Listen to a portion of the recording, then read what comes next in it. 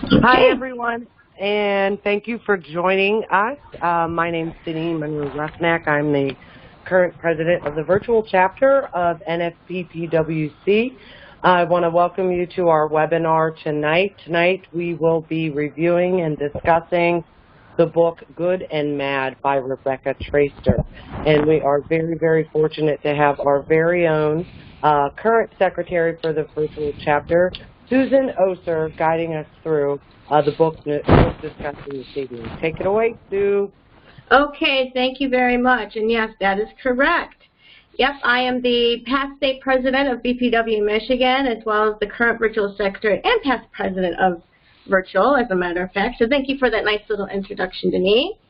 And basically how I'm going to do this, my rules of the road, is that it's going to be kind of a roundtable discussion. I'll be calling on people either for a certain question and any additional feedback or comments. If you happen to be if you happen to be on the computer, you can always type in a question or a comment, and we can probably address them as we go. But this is one of those, just have some fun. I'm going to start off with some introductions of some really cool things. And one of them is the letter I got from the author herself, because, you know, I thought I'd write to her and let her know that, hey, guess what?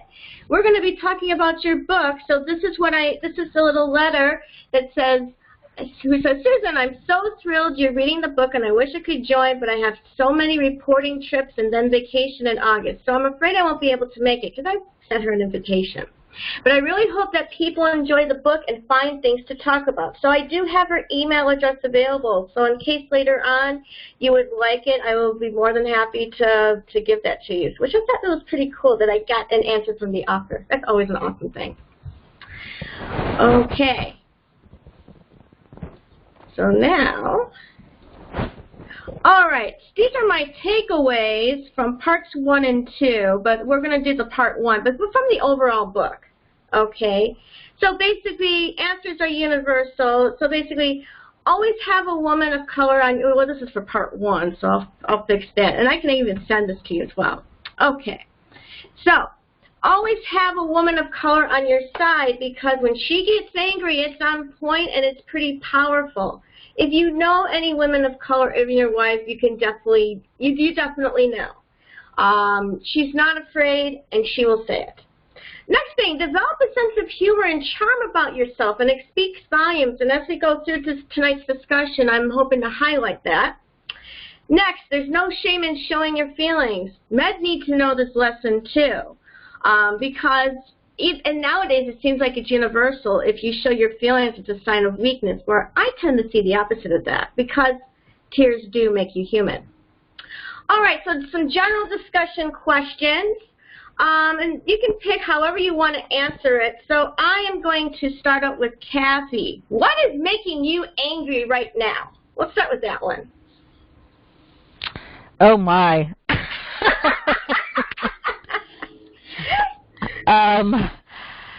I don't know. I mean, I guess in the general sense, I mean, I still get angry that we're having to discuss and deal with things that you think that you'd be far past this, you know, around women's rights and stuff. I did. Here, was it I think it was yesterday, the woman who recently came out against Trump and told her story, how he got her in a dressing room.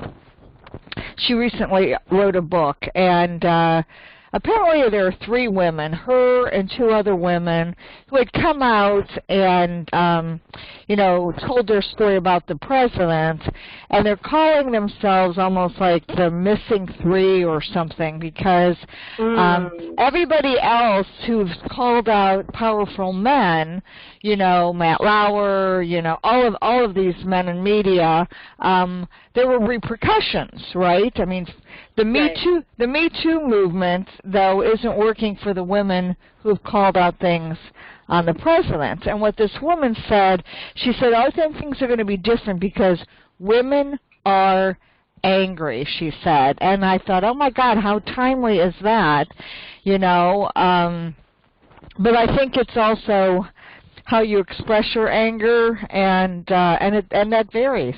That varies with, you know, the situation as well as, you know, where you are on your tipping point, you know?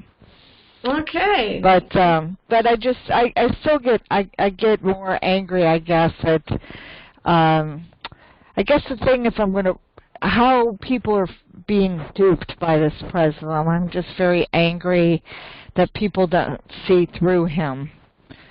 Or they don't care. I had somebody the other day said, you know, I think he's, you know, they didn't have positive things, but I like the results he's getting. And I thought, oh, my God, I can't believe that. I can't believe you would say that. Anyhow. Okay. Let's see. I'm going to go over to Deneen. Deneen, would you consider yourself a woke goddezilla, as they said in the book? Why or why not? I love that term, the goddezilla. Godzilla. Yes, it's definitely this climate, seeing how far things could go, how much our country has been impacted just by law. I feel I'm a little concerned about the supposed checks and balances and the safety net for our democracy, right? I'm not naive to think that all of these thoughts and the animosity and these types of things didn't exist. I'm actually grateful that the curtain has been pulled back, so to speak. I think it's better to know your enemy, in a sense. But it has definitely helped me get to a point. I think that having children and just aging in general is like the perfect storm to sort of help me get to a point where I don't feel as compelled to hold my tongue, or maybe more accurately, I'm not afraid to speak my piece.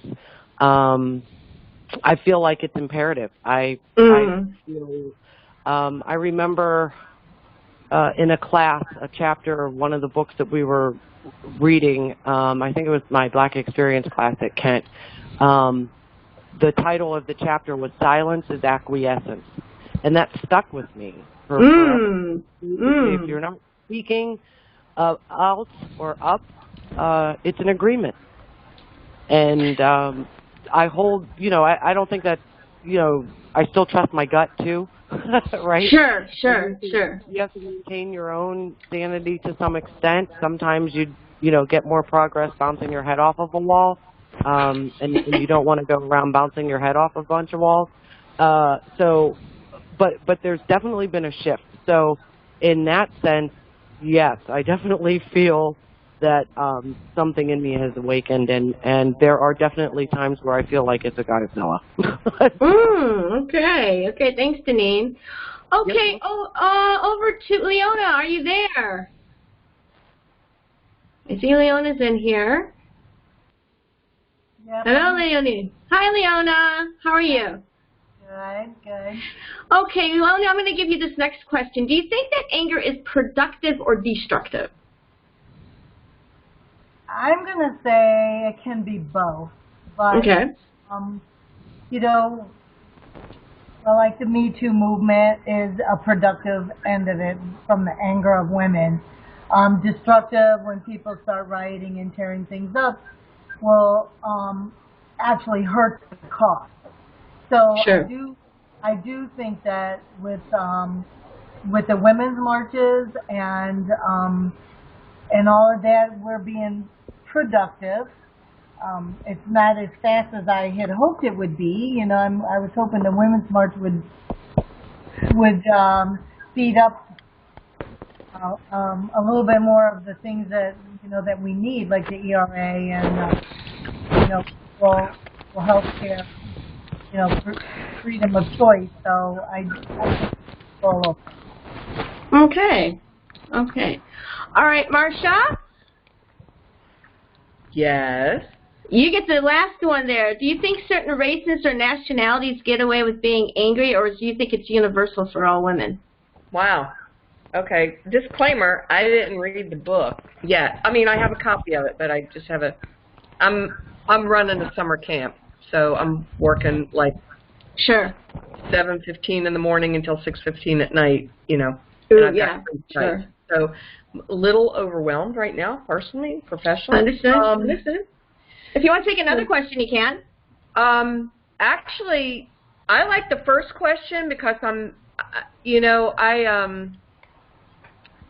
I can't get past my current work situation enough to really think government locally or globally or nationally or anything right now. I have,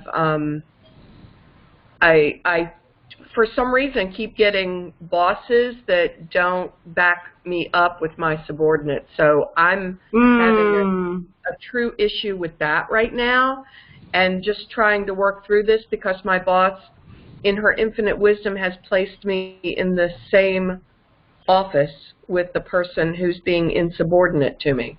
So, just having my own little kind of weird issue right now. Feel like I could write my own book about this, on how not to be a boss, you know, and how not to supervise somebody. So that's kind of where I'm at. But I do want to read the book, so it's interesting to listen to what everybody else has to say. Okay, thank you. That, Marcia. I definitely say write that down and get that out there.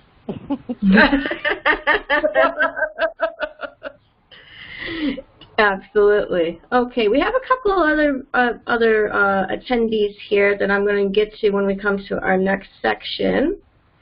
Okay, and this is from page 54. And I wanted to highlight a couple of things that I thought were kind of interesting from the book that I thought were pretty cool highlights. And it said, and this is from page 54 here, it says the best way to describe the women referring to Senators Maxine Waters, Nancy Pelosi, and Kamala Harris, who I absolutely love Kamala Harris right now, and to make them look unattractive is to capture an image of them screaming. The act of a woman opening her mouth with volume and assured force, often in complaint, is coded in our minds as ugly. Okay?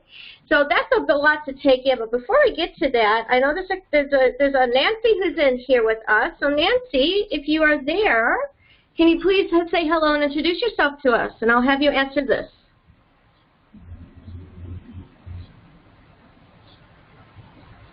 Hello there, Nancy.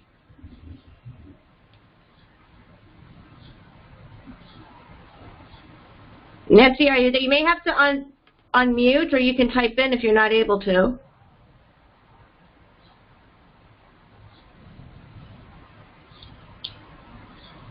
And sometimes you may have to go out and come back in as well, if that's what you need to do. Okay, Nancy, while we're waiting for you to fix up your technical issues, I see a Linda Miller here as well. Hello there, Linda. Hello. How are you today? I'm good. Okay.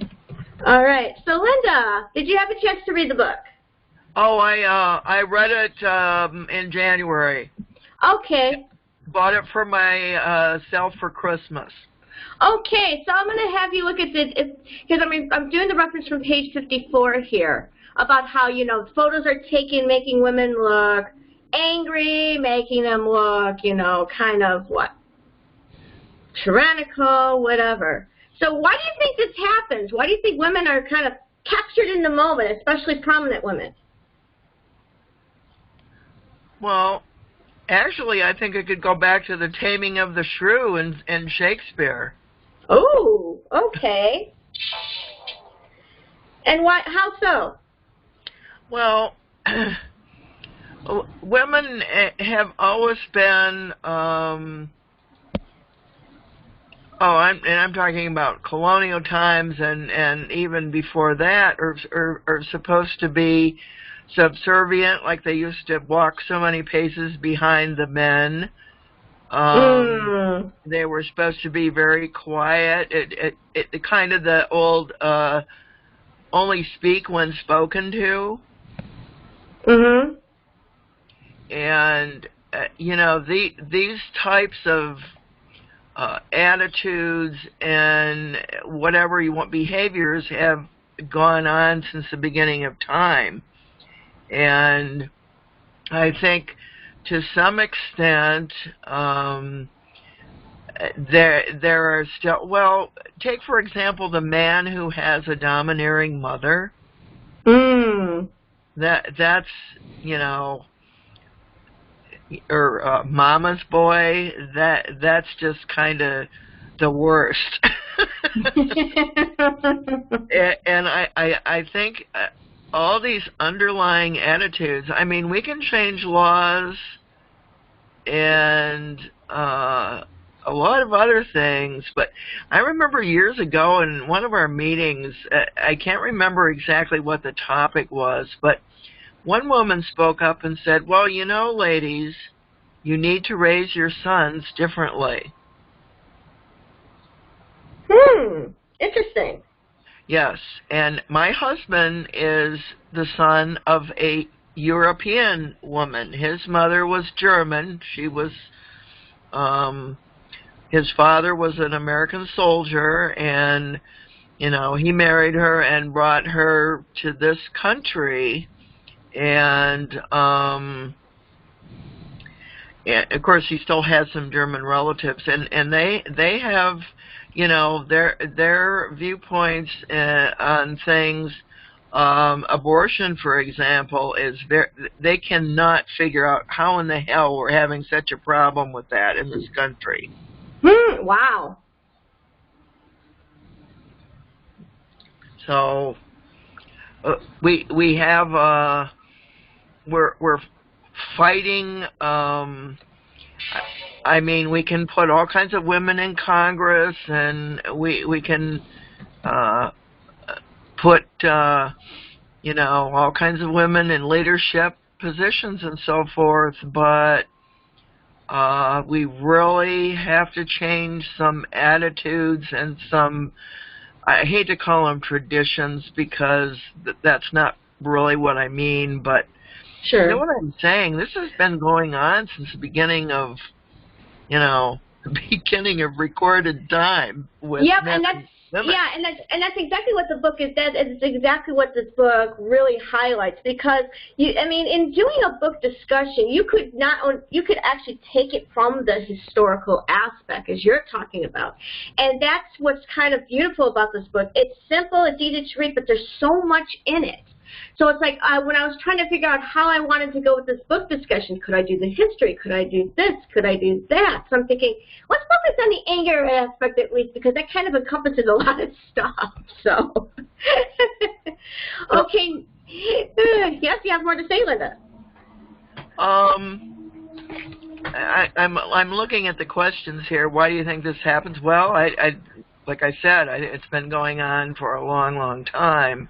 Mm-hmm. And is there a double standard? Certainly. I mean, my own husband, who was a Hillary supporter, would sometimes go, "Oh, her voice, she's got to tone it down." And and I think there are certain things in the male DNA that and the female DNA too, because I know there have been situations where women are their own worst enemies, and other women, well, the biggest case in point, look what Phyllis Schlafly did with the ERA. Yep, and that's actually mentioned in the book too, which I'm glad that's been highlighted in a couple aspects too. And you're right. Absolutely right. So, Nancy, are you with us now? Can you hear? There you are. Hey, Nancy, welcome. It's nice. Please introduce yourself a little bit to us. Yes. I tried to talk earlier, and then I thought I fixed my problem by the time you started, so my apologies for that. My name is Nancy Malhotra. I'm a new member. Oh, welcome. I'm also out of the New York City Club or chapter. I am the transitional VP for membership and programs at the moment, up until we hold elections later this year. we've had some vacancies, so that's kind of where I'm at. So I'm trying to ramp up and catch up. And I guess this is the first email I got from National with respect to this. So I haven't read the book at all. It's on order from the library. So, but I'm enjoying the discussion. Well, welcome. Glad you can join us. Now, really quick, how did you find out about us? It's kind of a long story, but I'll keep it short. The organization chapter manned the table at the Harvard Club asking for volunteers to serve on the board. And so there were so many, actually, and our current president, Francesca Barak, I mean, she was wonderful. She was just kind of very engaging and talking to folks. Otherwise, I'm not even sure if I would have stopped, you know. I mean, there were so many tables, so many organizations there. And so it happens to be, you know, I think a mutual fit in both ways. So I'm happy to join and happy to be here. Well, thank you. We're glad you can join us. Thank you so much. Mm-hmm. Okay. So actually, Nancy, I might as well keep you with this one. When it comes to women's anger, do you think it's a joke to some people? I don't know if it's a joke to some people. I know that everyone has a reaction. You know, as Linda was saying, that I think that there are some norms that, frankly, you know, just as a human being and being an American, I happen to fall trap to as well. I think it was unattractive to kind of see some of the things that were being said about Hillary Clinton, but at the same time, I couldn't help but compare her to Angela Merkel. I guess she's still currently the chancellor in Germany. In Germany, yeah. Yeah, and so I've been fortunate to be in Europe a couple of times and have, you know, discussions with other folks there, and they literally see her as mom for Europe. Oh, you know, wow. I mean, she's you know, she comes up front. She's a no nonsense. You know, she's always respectful. But there seemed to be sort of this recognition of her femininity and her feminine attributes, to see her that, you know, this is a woman who's taking care of Europe, and she literally is. I mean, she's kind of a world leader, and often is at the forefront in speaking for much of Europe, or at least that's how we see. That's how I perceive her here. You know, as she's portrayed, you know, through the media, that Angela Merkel, blah, blah, blah, blah, blah, is heading such an, you know, the G20, blah, blah, blah.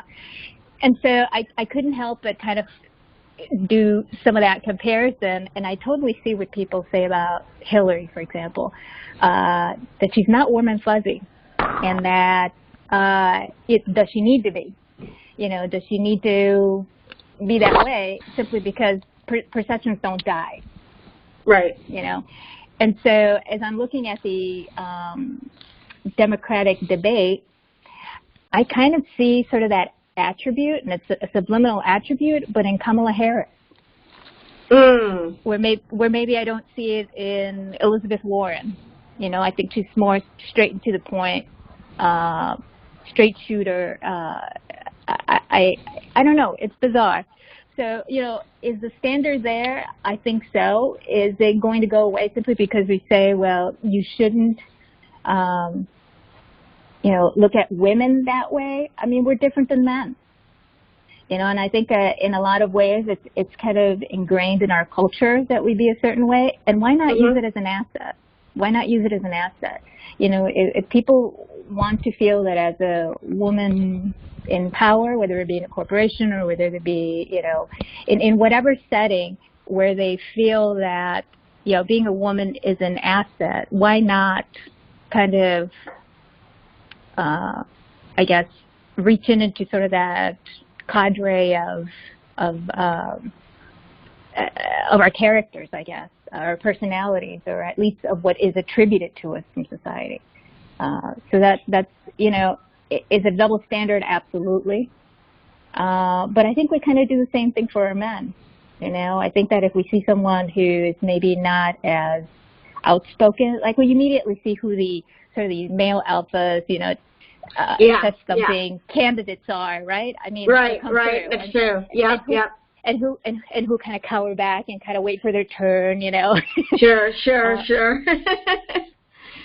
And so that's kind of where I'm at there. And it may not be the most PC place to be, but I think that, yeah, I mean, and speaking to folks who say, yeah, I'm Democrat, but I don't like Hillary. Well, why not? Well, because she's too manly, or because she's not, you know, she's very robo. Sure. Yeah. I don't know if I answered the question, but. Yeah, no, that's all right. Do what you need to. Thank you, Nancy. Okay, next one. I love the title of this one. Because basically what I did is I decided to pick some of my highlights about dressing up your anger. I actually love this section. And so there's a lot of stuff that we could cover here. And I'm going to go over to Deneen this time. Let's start with the first one. Do tears matter? Do they get the point across when you're angry or trying to make a point? And can tears backfire on you? Wow. Do tears matter? I mean, authentic tears, I think, matter. You know, you can get angry to the point that you cry. I've been there, for sure. I think it just wraps into all of the things that we've been saying. I think the difficulty being a woman who's angry is that it is quite often, you know, dismissed as being too emotional, hysterical, those types of things. I think there's a double standard there as well. I think fake tears backfire. Oh, and yeah. I think people who they do. And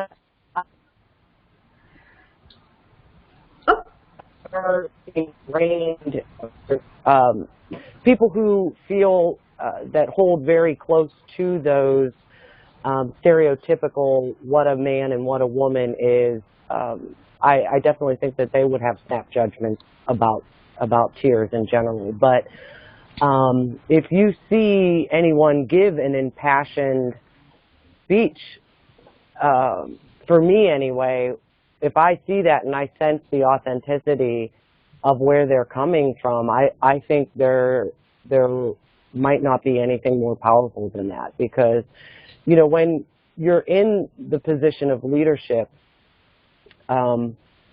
I think it's important to care about what you're supposed to be leading, and I think an expression of that is validation for that. And I think it's something that you can't really fake. I mean, sure, I'm sure people do, but I feel like people who are really attuned can kind of pick up on that. So I definitely feel that if it's true and it's powerful, then it is what it is. And you can't be anything other than that, and that should be respected. And then on the other side of that, the fake, I can't stand that. Yeah, that irks me to no end. But yeah, I guess that's kind of where I sit with it. Okay. All right, Leona, I'm going to give this next one to you. When you're frustrated and you have to be polite but firm to get your point across, what do you do?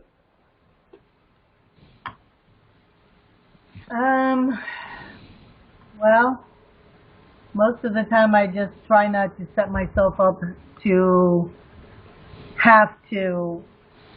have that conversation. So I would like to say that I don't, and if I did, I don't do well. I would be that one that would not say things diplomatically and probably wind up crying.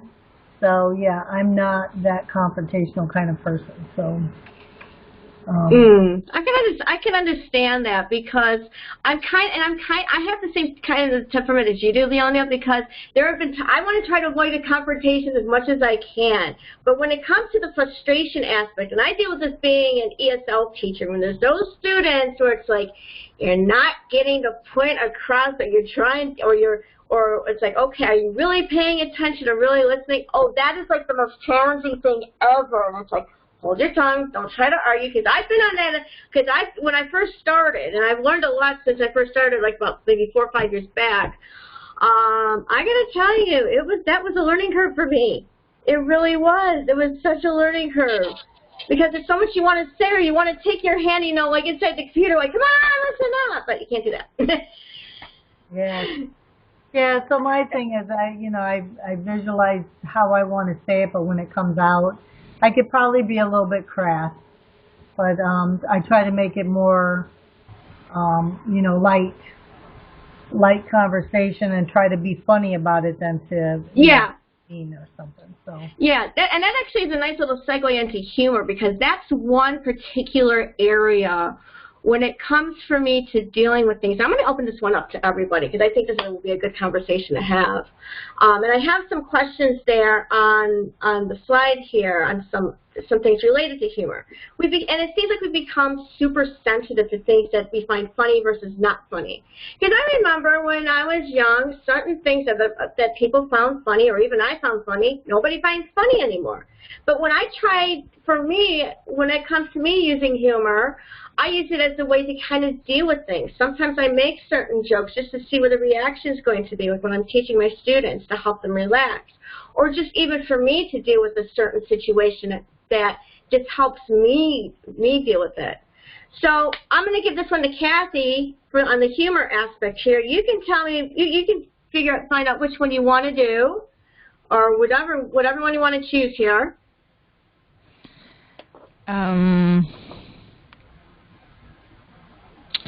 Well, too sensitive? I don't think that. Well, some people are hypersensitive in general, but I think humor, when it's delivered not in a sarcastic way. I mean, you can cover up and think you're being humorous, but when you're being rude or indignant or whatever. So I think if you're clever humor, if that makes sense. Yeah, and you can use humor to point out the irony of something, it's easier to do it from that perspective. I mean, I use humor a lot, and when I'm under stress, I'm more likely to be finding something humorous about what I'm dealing with. It's a coping mechanism for me, Sure. But what I found with some people, their humor is really not humor. It's veiled. It's very veiled, negative attack. I mean. Sure. So that's probably, and I did think not too long ago. I said, I have never seen this president laugh or smile. That's the thing, and in a weird way, and something that I've kind of noticed, it's like, okay, because I always say the leader sets the tone, and I think a lot of us agree with that. So so because the president doesn't laugh and he doesn't have a sense of humor, we shouldn't either? That doesn't make any sense to me. But it feels like that. For some reason, it feels like that to me. I don't know why. Well, I think that, well, first, just to kind of piggyback, if somebody doesn't laugh, I got a big question mark about them. I mean, in general, it's like, what's that about, and or they take themselves too seriously, so they can't even poke fun at, they can't even find humor in things that they may do, Sure. And but I think when somebody tends to be mean, I think that people will tend to model that. Humor, what's interesting is there's a term for it. I can't remember the technical term, but you might notice this. If you smile at someone, it's very common. It'll make someone smile back. There's an emotional thing. If you go to a movie and you might find something humorous, but you might not laugh, but the first person that laughs out loud, all of a sudden everybody laughs, right? That's true. It's absolutely true. And so, but I don't think if you don't laugh that it's not necessarily people follow course. I think you either have a propensity for laughter and humor or you don't, right? And if you lead with it and people enjoy it, they know they can play with you, you know, and connect with you on that level. So I think it can be a positive that you can connect with people out of clever humor or whatever. And I love humor when people will make an analogy to like a historical thing. You know, it shows they can connect the dots, and you just find that to be, or some people find that to be interesting, that you can see it from lots of different perspectives and see the irony or the connection, historically or not. But I think if someone's mean, there is more of a tendency to model that behavior, you know. Sure. For people who have a propensity for it, they feel more comfortable to be mean, because I think when you've got someone at this office calling people by names, which is like not even adult. I mean, when you were growing up, you know, we all were chastised for, you know, calling people names and that sort of thing. I mean, I remember when we used to say, "Sticks and stones will break my bones, but names will never hurt me." That's what we used to sing when we were young. But now people don't think twice. The people who were hiding it before, now you actually get to see who people really are. Yep, that's true. That's a good point. Good point. So. Okay. Marcia, I'm going to give this one to you about humor.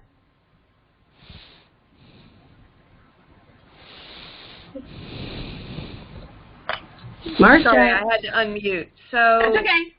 Humor. Yeah, I have kind of a weird sense of humor, I found out, and some of the people that don't understand my sense of humor really are taken aback by it.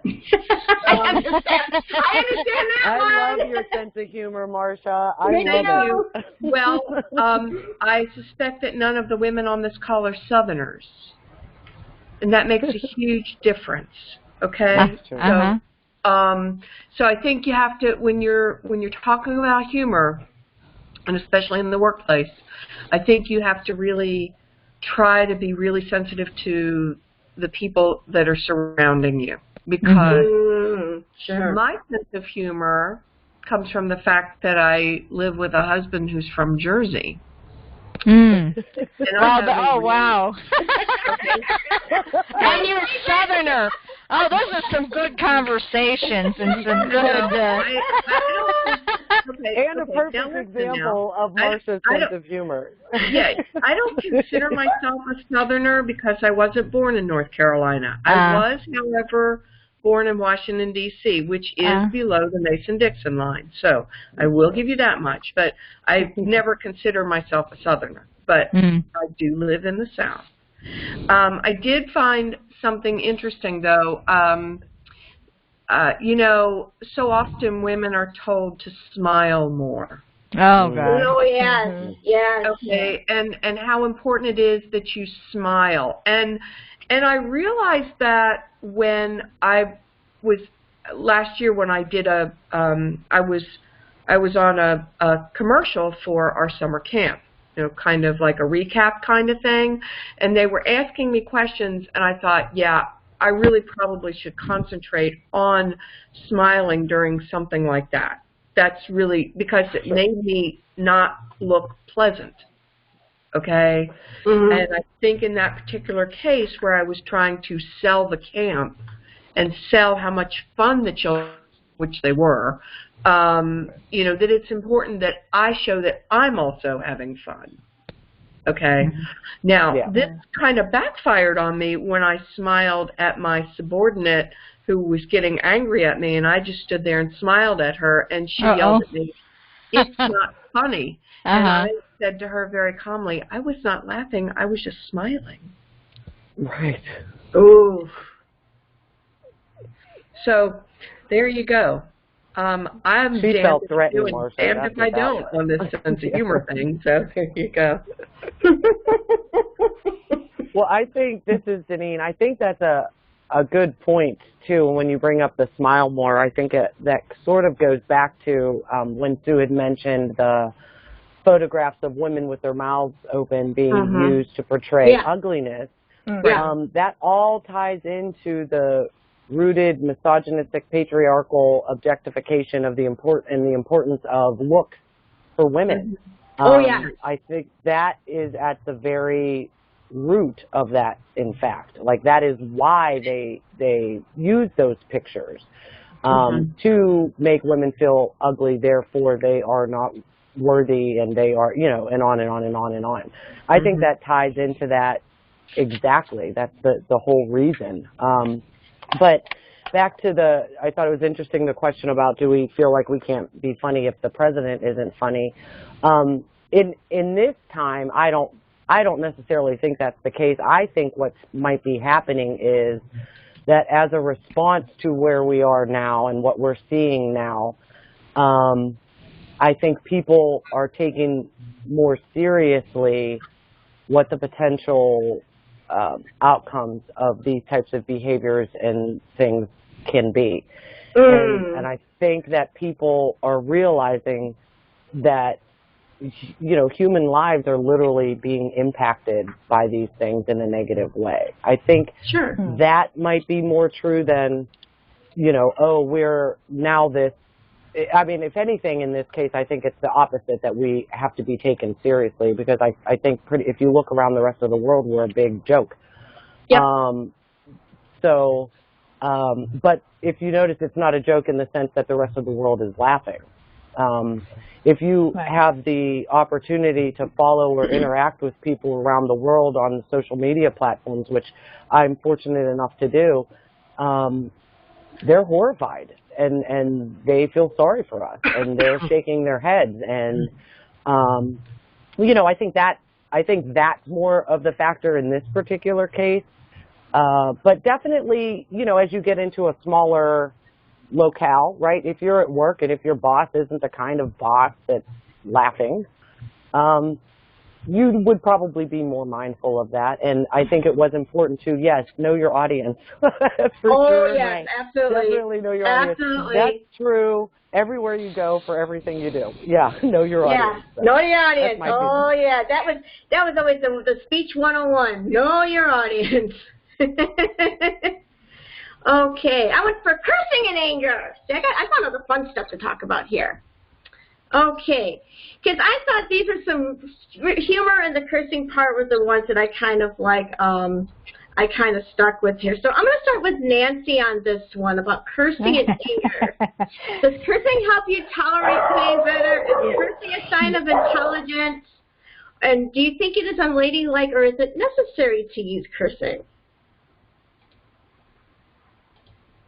This is Linda.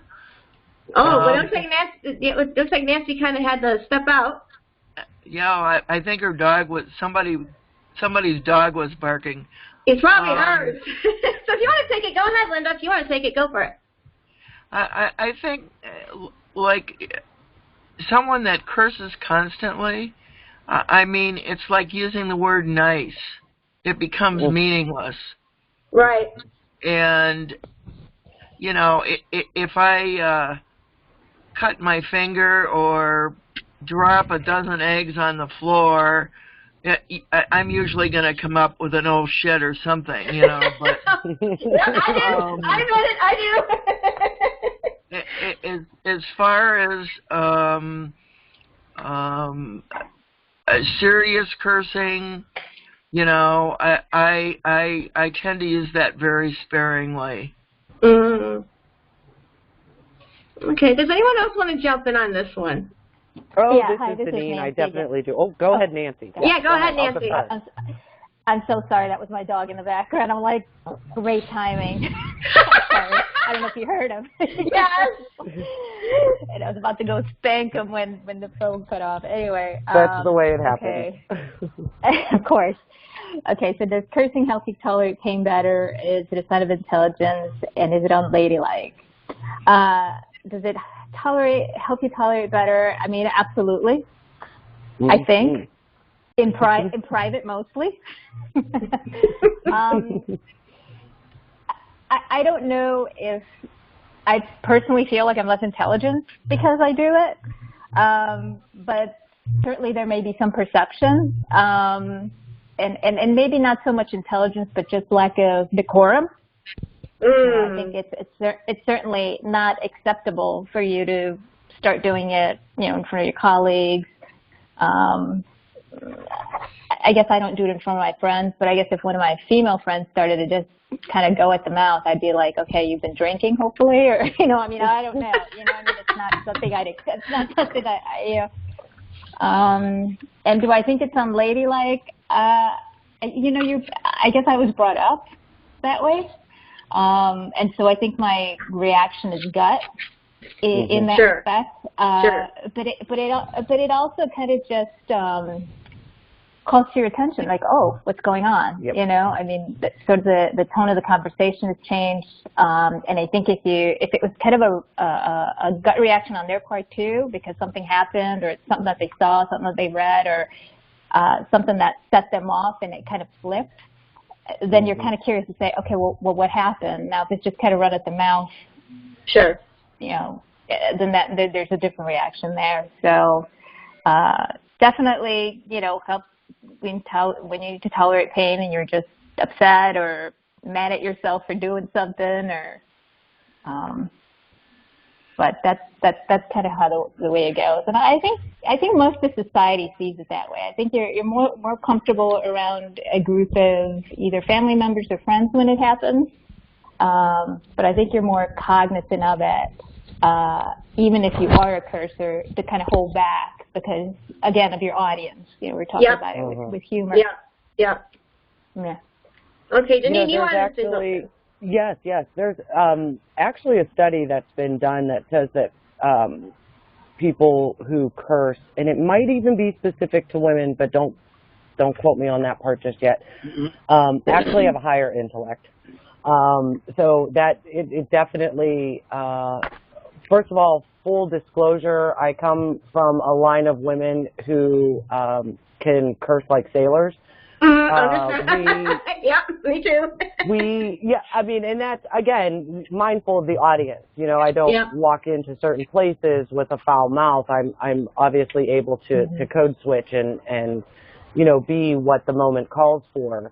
But I will be the first to say that I do not underestimate the power of a well-placed F-bomb. I mean, a t-shirt, I love that.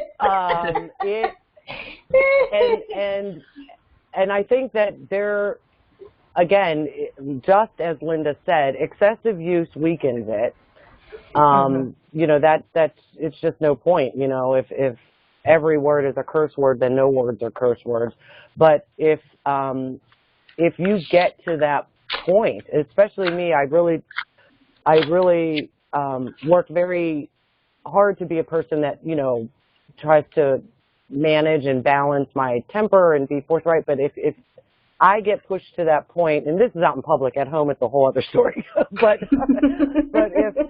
if I'm pushed to that point where it is a moment where that wouldn't be expected, and I'm there, you best believe that something took me to that place. I didn't, and so sure. I definitely think that is a factor. And as far as the ladylike comment, I think Nancy hit on it. I think it again goes back to that codification of what a lady is supposed to be, and that I think sort of feeds into the seen and not heard, sit still, be pretty, kind of a vein. So I think that when a woman especially shakes that cage and rattles that cage and blows that stereotype, I feel like certain people are easily threatened by that, and I think that also is why it can be so impactful, because those are the kinds of things that are kind of keeping us where we are. Those types of preconceived notions and dispositions of where and how we're supposed to behave are reasons that contribute to why we don't have ERA and why we have these other issues. Sure. So I say, don't curse all the time, but don't be afraid either. I like that. That's great. Okay. This is Marcia. Can I weigh in on this one? Sure, go for it.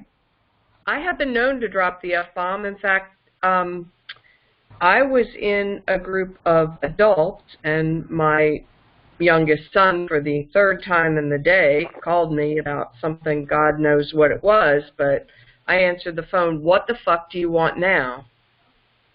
And when I did that, I offended someone and got written up at work for that. Again, I was in a group of adults, of women who I thought were mature enough to handle that, and I explained to them after, I said, "Oh, let me explain. That's my kid." Right. You know, and he is over the age of 21, you know. But it was, I did get written up over it, and I was just shocked. Wow. And my husband, again, who's from New Jersey, was incredibly shocked, because when I met his family, every other word was the F-bomb, you know, and I was a little taken aback by that. But, you know, after almost 30 years of marriage, it just seems like it's part of the vocabulary, and it's okay. But it's not necessarily in the workplace. And, again, I do work in a school system, but again, I was not near a child, so, or in a classroom. It was in a closed room. So I was a little appalled that I was actually written up for that. So yeah, wow. Agreed. Wow. Yeah. Okay. So now we're going to do a little bit more open discussion here. So I'm going to open this up here, and anyone can start with this. Your personal takeaways from the first half of the book, aspects of the book that made you angry or uncomfortable, or any points from the discussion that you would like to cover that maybe we didn't today. So I'm just going to go down the list for this one. And Kathy, I'll start with you. I don't know. It's been a while since I read the Cliff Notes version, so I can't be specific about the first half or whatever. Any points I want to take away? I guess, and I heard this today, somebody said, the best thing about anger is it can make you take action. Yeah. Mm-hmm. Yeah. So what a motivator anger can be, it can come from a lot of different sources, but the question is, now what? You know, now that you're angry, now that you're whatever, what questions can you ask yourself to figure out what next? So what? You know, and of course it depends, you know, what you're dealing with and who the audience is and all those sorts of things. But when you are angry, how do you manage your emotion so that you are heard when you open your mouth? Yeah. I like that. So that's the tricky part. Yeah. Yes. Yeah. And so I think it's okay to be angry and to show that you're angry, but not be disrespectful, or even what I've done more often than not is I name my emotion. Like I'll say, I'm very frustrated right now, you know. Yeah. And this is why I'm frustrated, and I know it's not your fault, but I need to vent or whatever, or tell you how I'm feeling about this, so that they're not misreading my intent, but I'm helping to name it, or that makes me angry when I hear that, and here's why. So I think it helps to name your emotion for people so that they don't have to figure it out or make assumptions about it, but kind of put it out there. I think it again, tone and everything, you know, there's so much that goes into it. But I think naming it and explaining it might make someone more curious to listen instead of you being triggered and them thinking, does she always act like this? Right. You know, like, whoa, there she goes off. She's popped off. And I've seen people where you're like, where have we come from? Where are we going? What's happening next? You know, and so then people aren't really listening to you because they don't know what's going to happen. Maybe they don't know you well enough to even know what's going to happen next. And, we never had to worry about, people like, taking extreme action on people, road rage, people who have guns. Yeah. So I think we sometimes might hold back how we might feel or say in a strange situation because we don't know how the other person's going to react. So I think you check yourself in some situations, or should check yourself in some situations, because you're putting your own safety at hand. Like, do I really want to die on this hill? How important is this right now? Right.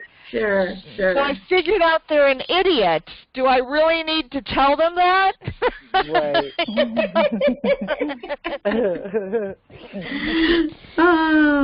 I don't know. So that's all I have to say. It's really having the mindfulness of staying in the conversation even though you're angry. Sure, absolutely. Leona, I'm going to go to you. Give her a few. All right, I'm here. Yes. So your thoughts on the first half of the book, or anything within the discussion you want to bring up from tonight? Well, I am guilty of not having read the book yet either, but I like listening to the conversations. Makes me think when I'm getting ready to read the book, because I do have it. But that is still a lot of points that Kathy had just said. I'm sitting here thinking that she's right. She's right, and it's just really is something that you still have to speak up even though you're angry. But like you said, you got to say it in a context where people are going to listen. So, yeah, and and I think many voices together makes people listen more so. Right.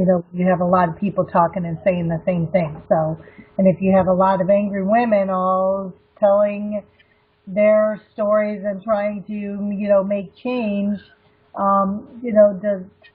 I'm hoping that makes us more, able to move forward. So. Okay. Yeah. All right. Nancy? Yes. Well, having not read the first half, I'm really excited to be able to do that, as well as the second half, to join you ladies at the next webinar. But I'm also curious, and I don't know if the book explores this, or because it was not written before Trump, but maybe now more so in hindsight. Do we think that men can get away with being angry? Everyone jumps at Trump. That's a hard yes. Everyone jumps at Trump. Exactly. We don't like Mitch McConnell, and we can see him angry. We didn't like this. We didn't like it when Lindsey Graham got really upset at these senatorial. Name escapes me, but the Kavanaugh hearing. Yeah, the Kavanaugh hearing, exactly. And so I'm curious if maybe some sort of tide is also turning, or what we think of that maybe the next go round, to see if we're also opposed to the angry man. I like with the At Me Too movement and all these things about how men treat women. Sure. Is sort of that anger or that aggressiveness more unwelcome. That's good. That's good. I like that. I think that's interesting. Yeah. And yeah. I think that ties into, I keep going to the two-sidedness of everything. I think, when women are angry, they're hysterical. When men are angry, it's like this righteous indignation. But generally speaking, I think the bottom line is, what is the anger about? Right. I think Rebecca Traister did a great job of highlighting, the righteous anger, the anger of the Me Too movement, the anger, during the Civil Rights movement, the anger, those types of anger are righteous anger. Mm-hmm.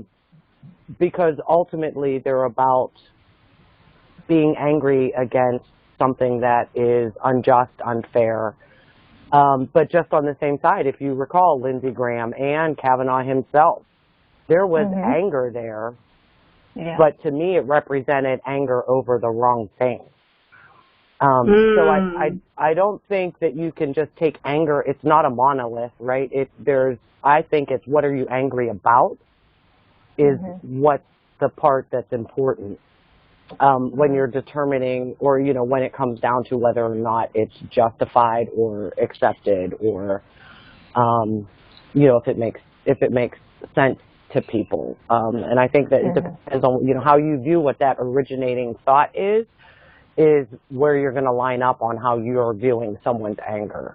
But I definitely think it's a lot less, quote unquote, acceptable, again, quote unquote, for women, because again, it just gets reduced to too emotional, to this, to that. Yeah, very true. And then on the other side of that, men who are able to express vulnerability and sensitivity are viewed as weak, which I think is a huge problem. That's a huge problem. And I do think we're seeing shifts in that. But I see those almost as, two sides of the same coin, personally. Sure. Makes sense with it. That's the thing for me. Yeah. Okay. Linda. Okay. Well, I've been thinking about this anger stuff a lot, even before I read this book, and she does do a good job about explaining and pinpointing some things. Like I'm looking at my copy, and what I do, and I read a lot of these kinds of books, by the way, and I just a couple weeks ago came back from Seneca Falls, New York. Oh, great. Someplace I'd always wanted to be. Have you, anybody on the call ever been there? Yep, I have, Kathy. Yep. It's wasn't anything like I expected, but definitely when I stood at that podium in that chapel, that was an experience. I could just. And I had visions of that for years. It was just, in fact, I gave a speech about it, being there and what it was like. So anyway, obviously, what I've been trying to do lately is, just listening or seeing the president on television makes me angry. So I've got to figure out how to get around that, and my feeling is, and I'm looking at the book, and I think this is a perfect example. It's a quote by Senator Gillibrand.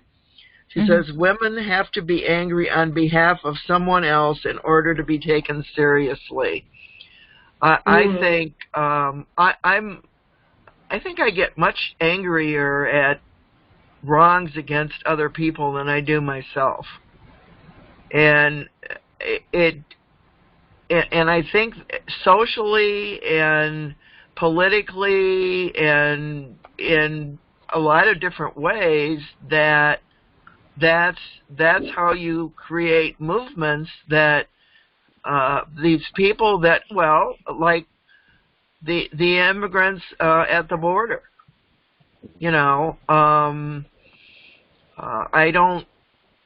I personally don't have any connection to that in my family or whatever, but when I think of that,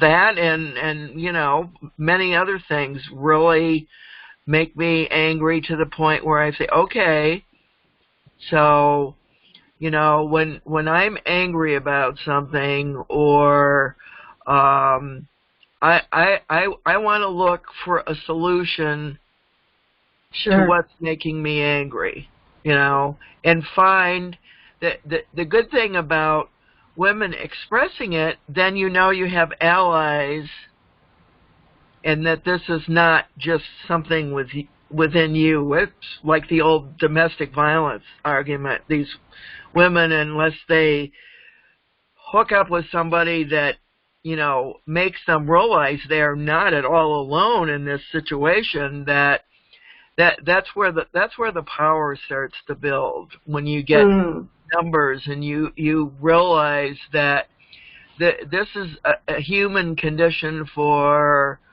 many, many, many people, and that's, you know, that's what it's all about. Okay. Marcia. Good point.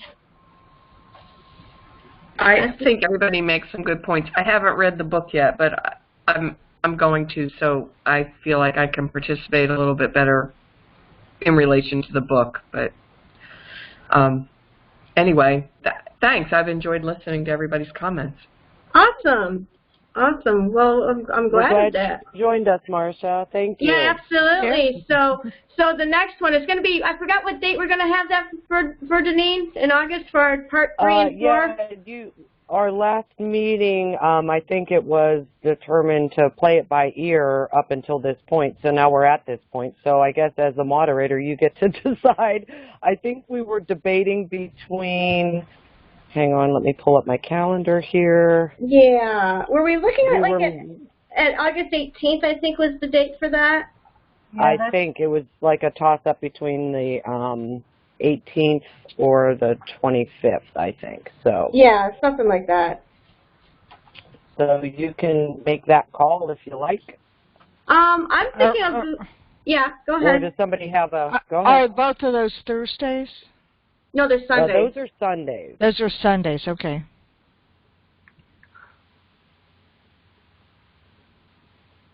Do you have a preference, Sue? Or does anybody have a hard conflict that they know of at this point? Yeah. I think the 25th is going to be a conflict for me. Okay. Okay. Should we just shoot for the 18th? I think let's do the 18th. Let's do that. All right, we can shoot for the 18th. And what I did is I combined, like I did with the first half, I've combined the 2 titles of parts 3 and 4, and I call it The Furious Seasons of the Witch. How do you like that for a song title? I'll feel right at home. Yeah. And also I have some other sources of information that I can put into an email, or I can easily just send this out in case anybody else would like to do their own book clubs, because I've designed it this way. So if anybody else wants to do this and you know, suit your own, maybe in your own local or your own group, because you're more than welcome to do that, I would be happy to share that. And I want to thank all of you for attending. I hope you've enjoyed it. You know, it's my first time to do something a little bit different this time around for a book discussion, and I can't wait to encounter the second part with you ladies. So thank you very much. Thank you. Yes, so thank you very much, Sue, for moderating and guiding us through that awesome discussion. Thank you, everyone who attended, for your contributions. I love these types of discussions. I just feel that they're really valuable. I cherish them. I truly, truly do. So just as a reminder then, we will discuss part 2 of the book on August 18th. That's Sunday. It'll be 8 p.m. Eastern. Again, we'll stick with the Start Meeting platform.